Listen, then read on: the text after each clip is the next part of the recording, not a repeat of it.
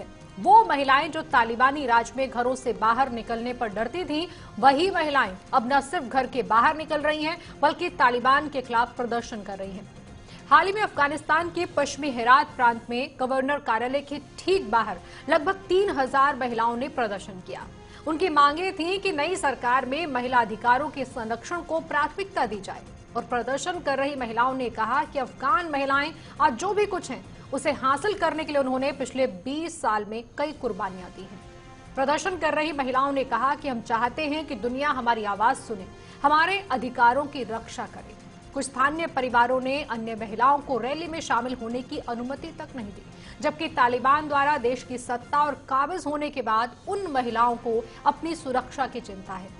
दरअसल अफगानी महिलाएं तालिबान शासन में अपना भविष्य सुरक्षित महसूस नहीं कर रही हैं और ऐसे में वो मांग कर रही हैं कि उन्हें पहले की तरह काम करने का अधिकार मिले। महिलाओं का कहना है कि वे बुर्का पहनने को भी तैयार हैं अगर उनकी बेटियों को तालिबान शासन में स्कूल जाने की छूट दे दी जाए। तालिबान दरअसल महिला अधिकारों के पक्ष में है ही नहीं। तालिबान का कहना है कि महिलाओं को शरिया कानून के हिसाब से ही काम करना होगा।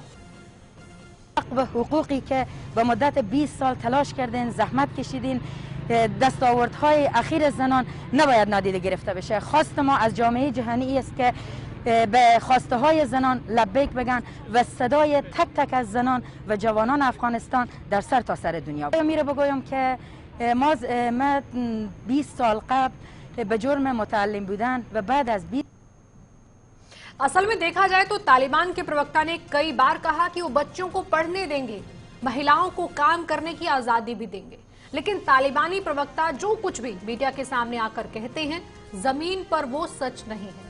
महिलाओं को अब तक वो सम्मान ही नहीं मिला है जो अशरफ गनी सरकार में अफगानिस्तान में महिलाओं को सम्मान के रूप में मिल रहा था। तालिबान की सरकार आते ही महिलाओं के अधिकारों को लेकर डर पैदा होने लगा है। 1996 में जब तालिबान सत्ता पर काबिज था, तब से लेकर 2001 तक महिलाओं की हिस्सेदारी लगभग शून्य थी। और इतना ही नहीं, आम जीवन में भी महिलाओं को शिक्षा और रोजगार से महरूम रखा गया। अफगानिस्तान में महिलाओं के अंदर तालिबान का कितना डर है, आप इस बात का अंदाजा ऐसे लगा सकते हैं कि तालिबान के कब्जे के बाद से ही अफगानिस्तान में बुर्कों की बिक्री तक बढ़ गई है। तालिबान के राज में कोई भी महिला बिना बुर्का पहने घर के बाहर नहीं निकल सकती, भले ही वो 90 साल की बूढ़ी औरत हो या 9 साल की बच्ची, सभी को बुर्का पहनना अनिवार्य है। और कुछ दिन पहले ऐसी खबर आई थी कि तालिबान ने लश्करगाह के नजदीक एक लड़की को बुर्का नहीं पहनकर बाहर निकलने पर गोली मार दी थी। और ये सबसे कल खूबसूरत एक तस्वीर ये भी आई है कि काबुल के अंदर कुछ महिला संगठनों ने उन्होंने आवाज़ उठाई है तालिबानी हुकूमत के खिलाफ, उनके आतंक के खिलाफ, और उन्होंने साफ तौर पे मांग करी है कि उनके जो हक हुकूक हैं उन पे कम से कम कोई प्रहार ना हो, उनको दिया जाए।